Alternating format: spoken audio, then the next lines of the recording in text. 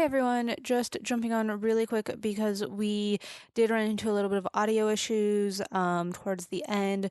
So it kind of stops abruptly, but that's okay. We were kind of winding down with final thoughts and everything anyway. So you're not missing much. And this episode is really, really great. It was super fun to record and there's a lot of good stuff.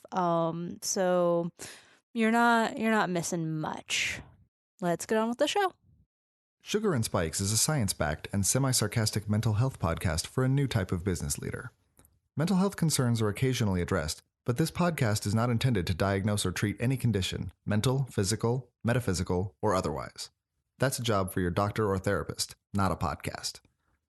Now that we've got that out of the way, let's get on with the show.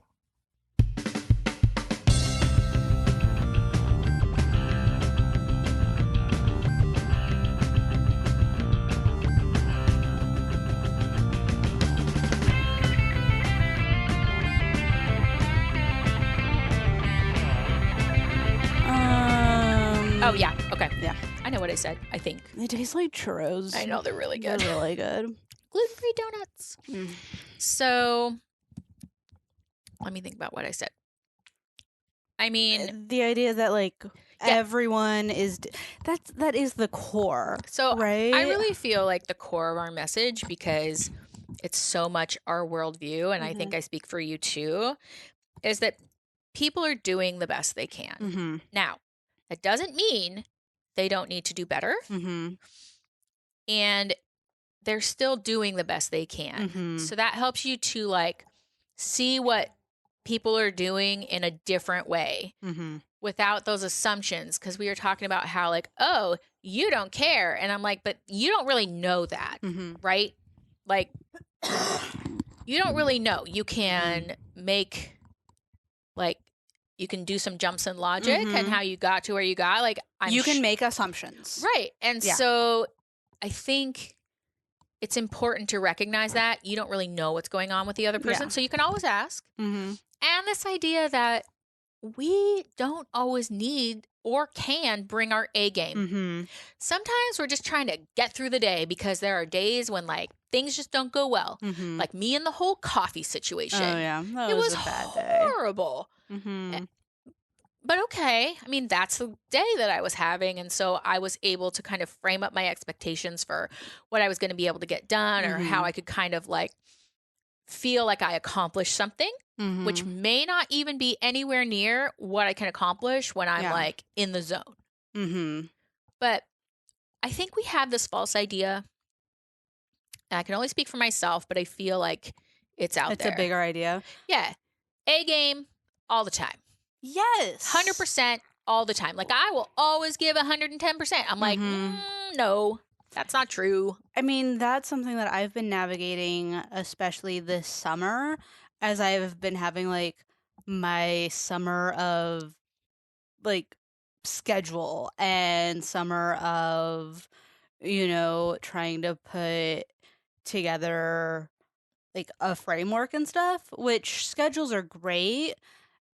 And I think that what I view as a schedule is different than kind of what my body or mind allows in terms of schedule. Like, I very much have this idea of like Monday, Tuesday, Wednesday, Thursday, Friday have to be like the same behaviors and actions and everything. And everything should go the same day to day? Exactly. Very much like that. And it makes sense, right? Because we're primed to have those ideas. Like, if we got through the day before, tried it, like, do the same thing because we made Head it out down alive. and go. Well, we made it out alive. Like, it's an evolutionary drive, essentially. Right. That's why people like habits. But what I've realized, especially in the last couple of months, is I can have one day where I'm just like knocking things out and just so on. The next day will not be like that. Yeah. Like, at all. So if you want to think about regression to the mean, then everybody has kind of this average, right? Yeah. And there's times when your performance far exceeds your average, and there's times when it's far below. And those two extremes will tend to regress, Mm-hmm. even though it's at the bottom, it'll regress. It'll go back towards Yep. the mean, back Mm-hmm. towards your average performance. Yep. So if you think about it purely from like a numbers, logic, stats, data point of view, Mm-hmm. it's not possible to be in the extreme all the time. Right. And we use this in therapy, right? Mm-hmm. Like when we have phobias or fears, Mm-hmm. you start to expose people to, in an appropriate way. We're not like, if someone's got a death fear of snakes, I'm not going to put Throw them in snakes at them? I'm not going to throw snakes at them, and I'm not going to immerse them in a tank of snakes. I would throw snakes at them. But you would do it on a, like as a stepwise, like in a really thoughtful way. I would throw plastic snakes at them. But the idea is your body has this huge emotional reaction, but it cannot stay there. Yeah. So if you can hold on and use some coping, and you have your therapist there, and hopefully you've worked up to it in an adequate way, you have to wait out that like extreme reaction, and it'll start to go back down. Regression towards the mean. Yeah. Well, and I think, so I read Daniel Pink's book, When, and it's really cool. It's all about timing and kind of not schedules, but processes, Okay. not habits. Anyways, it was a few weeks ago. There's been more books since, but what I got from it was it's not like the new year starts and then everything encompasses that, and that's like one kind of, distribution of events. But there are ways to start and stop things almost at any point, and it's kind of cool because he breaks down like kind of organic new beginnings throughout the year, and he frames it up as like New Year's Day, the first of every month, every Monday, like if you work a traditional schedule, and like the first day of seasons and things like that, and ways to find new starts. Okay. Because of this idea of like when we start something, and I can tell you, like my Tuesdays are more productive at the beginning of the week. Mondays, I'm like getting into things, and I generally always have a case of the Mondays. Anyway, but like, Okay. but this idea of like start and getting off on the right foot and everything, I lost it. It's a way to see everything as a cycle. Exactly. And it's so like in this cyclical pattern, because this is what I was saying, because our brains like thrive on new opportunities and new challenges, because we like our level of investment and excitement is never as high as it is The first time. like when we're starting something, like when we started the podcast, when we started writing the book, when we started doing all of these things, the level of excitement and I can take on the world and unsustainable enthusiasm is never as high as when you start something. It's true. So if you can break things down and find ways to start again, that kind of helps harness the excitement in a different way, and you can kind of capitalize on things. And what that also implies, though, is this awareness and this acknowledgement that things will be reduced and there will be this sliding slope, and acknowledging that, like, that's okay. And, for me, and we were talking about this yesterday, like, understanding that a slope is coming and understanding that it doesn't mean that the slope's going to stay. That like it's not the end of the world. Yeah, that a reduction in behavior, a reduction in success, a reduction in anything, a reduction in followers, a reduction in listenership, which is something that I've been thinking about lately. Like, reductions don't mean that it's the end. It means we're on a cyclical continuum, and like if we keep going, kind of like buying a house. like, yeah. Like it'll go up, it'll appreciate and depreciate. But Exactly. you're looking at the long term. And that's one thing. Like, I think, yes, we have this idea that we have to be A game every single day and things like that, which isn't sustainable. But what I would argue and what I would put out to people to think about is long-term growth and long-term development. And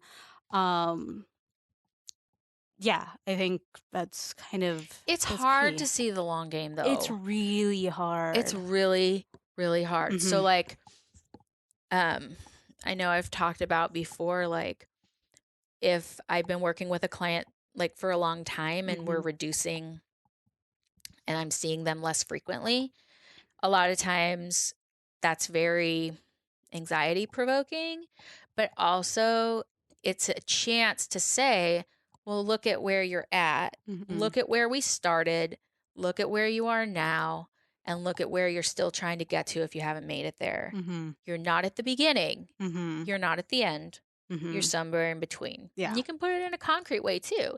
If you're driving from from Portland to Indiana, you may be in Wyoming. Yeah. That doesn't mean we're back at the beginning. Mhm. We're somewhere in the Mhm. middle. And I think it's important to have someone to kind of sound that against, because Mhm. it's so hard to see without a kind of external set of eyes who's not so invested, Mhm. you know? Well, and I think for business, and I think especially for entrepreneurs, or bloggers or podcasters, people that have something that's kind of a more long-term thing, Yeah. um, that is why year over year becomes so important. Hmm. Because sure, like June may have been our lowest listenership month out of the year, but if we look at June year over year for the last couple of years, the number has improved. Right. So the trend line is still going up, even though it's so easy to get caught up in, oh my God, the listenership was down and no one Scrap cares everything. and we're done. I'm Yes. done. Catastrophe. And that's really like, I don't know, that's one thing, like, people ask all the time, what do you do to, like, get audience buy-in? What do you do, for, like, followers to be invested in everything? And, like, I was in a mood when someone asked me the other day about it, and I know they were looking for, like, strategy and, like, questions to ask and things like that, which those are all really great. Hmm. But I just replied with long-term consistency. Yeah. Avoiding the numbers when you need to, Hmm. you know? Just because if you get caught up in numbers, and I think like this is especially true with weight and stuff, Oh, yeah. if you get caught up in the numbers, you're going to do yourself in. Whereas if it's like, I did a little more of X today than I did yesterday, or I showed up, whereas me 2 years ago wouldn't have shown up, then that's the win, Yeah.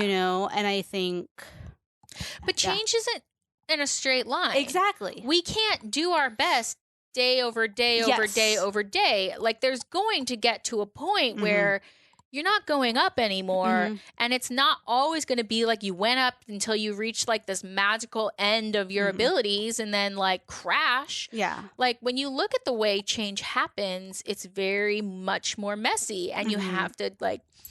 you have to track it on long term. I was listening to a podcast where they were talking about, like, if you are working for weight loss, and I have my own opinions about that, Mm-hmm. but like, you have to look at it in the long term. And so if Mm-hmm. you're weighing every day, you can't really like, oh, it went up today. Well, did you really gain 3 pounds Mm-hmm. overnight? Probably not. Mm-hmm. Science says no. Science says no. So, and if you keep your consistency, the number will go down. Mm-hmm. And so, really, and it's hard to do. It Mm-hmm. is really hard to feel like change is happening when you feel like you've regressed. Mm-hmm. But that's when the long view becomes Mm-hmm. so important, because it's different. Mm-hmm. It is a short term setback. Mm-hmm. And to say it doesn't feel that way would be stupid, because it is. I also think the other thing that needs to be kind of discussed throughout this conversation is this idea of like progress towards what? Mm-hmm. Because I think like in my example of like trying to be a bit better than yesterday or showing up more, like the way I kind of challenge myself through this like day in and day out is show up more for what? Did I show up for the podcast? Did I show up for my job? Did I show up more today for myself and give myself the space than I did yesterday because I spent 5 hours working on the podcast and the book? It's time for me to show up for me. You Yeah. know, like I think having this understanding of we are multifaceted, we all have a million things going on, and you can't show up 100% for 100% of the things. Right. Like you can't. No one can. And we need to get rid of this idea that that's base level. Right. You know, which I think is really the heart of this episode is we have to be perfect all the time. And I really like what you said when we opened it. This was best day ever or best day possible. You know, show up 100% all the time or show up 100% for what needs me right now. Right. You know? And recognizing that that might be a tough thing because it's a dialectic, right? So dialectics being like two opposing things or two seemingly opposing things that can be true at the same time. You can have a short-term setback that's also a long-term success. Exactly. And they don't seem like they go together, but they actually do. And so holding those two things in your mind, because dialectics are everywhere. When I first learned about it, I'm like, it's there and it's over there. Like you start to see it's it everywhere. It's everywhere. Yeah. So just recognizing that it can feel bad in the short term, which is when you have to take a little bit of a different perspective to make it all make sense, right? Giving context. And that's why that's so important. Yeah. And I think that like that's where the idea of taking time around decisions comes into play and giving yourself space to process. Like I know we've talked a bit about mindfulness and meditation and like moments of silence throughout the day, and I'm by no means like perfect and I don't like meditate for an hour and reach like some level of enlightenment. But you know what? Even if you did that, you still wouldn't be perfect. Exactly. Yep. But I've been taking like a couple minutes each day where I just kind of like sit and not necessarily, I don't intentionally think about like how things are, but of course it comes up. All of this is to say like taking space, but not acting on it. Like I think in terms of setbacks and stuff, like let's use the June numbers of the podcast for an example. Like I see it, I feel really bad. I get this thought of I want to be done with the podcast. Like whatever, we're doing something wrong and that's just it. You know, taking the space and just kind of letting the noise of everything like pause almost, thinking about it like for a while. Yeah. You know, and challenging myself, well, what else could be done? What are the other options? What is making me say this? You know, and really like processing versus our gut response. I think our gut response to get rid of things that don't feel good is really like it's self-survival, right? Like this is triggering a bad feeling. I'm just going to be done to protect myself from any other possible bad feelings. But we don't think like, well, with this bad feeling, when things get really good, the feeling's going to be so much better. I don't know if I just made any sense, but because bad feelings feels bad. Yeah. And we want to feel good. Imagine that. I know. So we want to do less of the things that make us feel bad or like ineffective and more about the things that make us feel happy and effective. But the problem with that is you can't have one without the other because the range of human experience and the range of human feeling isn't like a pick and choose on a buffet line. You're either doing all of the emotions or you're doing kind of none of them. Well, and this goes back to kind of the idea of feedback, right? Like there's feedback from people, but there's also feedback from the world. Yeah. And humanity we take in negative feedback so much stronger and so much harder than positive feedback. You know why? Why? Because we feel like we're doing the best we can and we've put so much effort into the thing that so it's hard to get feedback you don't expect or feedback that's difficult to hear. I mean, think about it. Yeah. Yeah. But then with like navigating that, like that's where the strength comes into Mhm. play. And then when the good thing happens, like you wouldn't know a good feeling if you didn't know a bad feeling. Mhm. 'Cause we compare them. Mhm. What? Exactly. Because like, I feel bad. Okay, how tell me more, you Mhm. know? And they're like both sides of the same coin Mhm. almost. And so, like, a lot of times, if people decide they're going to shut off their bad, you Mhm. kind of get to this point where they feel super numb. I was gonna say it's like that Lumineer song where they say the opposite of love's indifference. It is. Yeah. Yeah. Like, I don't care. And I think about that with certain people in my life, and I'm just like, oh, it's painfully true. But it's so true. Mm-hmm. This not caring, this shutting off of emotion. Because what Mm-hmm. do our emotions tell us? They tell us Mm-hmm. things we need in the moment. So, like, if Mm-hmm. we're sad, we need support. Mm-hmm. We turn that off. We never get that need met because we just, after a while, we'll just stop recognizing it. Like, Mm-hmm. what emotion are you feeling right now? I don't know. I don't know. I think, like, to tie it back to this idea of always having to be on all the time, and Mm-hmm. then I know, like, I'll get really down on myself if my day didn't go as I had wanted it to, if I didn't have 200% days back to back. Um, like, the opportunity for growth or the opportunity to find positivity in that situation is giving myself to acknowledge, well, I'm upset about this because I care. I'm upset about this because I understand that today is an opportunity. I understand X, Y, and Z about what's going on. So now what do I need to do to take care of myself through this? Exactly. Mm-hmm. And how can I adjust tomorrow? Like Mm-hmm. I think that the negative feelings they're a really great mirror and possibility to reframe and kind of move forward. Yes. Sorry, I got sidetracked for a That's moment. cool. But it's true. Mhm. And I mean really I think that that's this idea of everyone doing everything all the time Mm-hmm. is really going to be something that we're going to be talking a lot more about throughout season 3.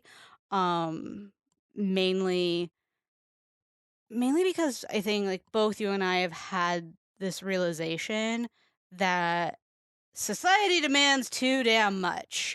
And as driven individuals, we want to rise up to what is demanded of us because we don't do the bare minimum and then do better. And now there's this competing situation of, I want to be awesome, but the level is so high.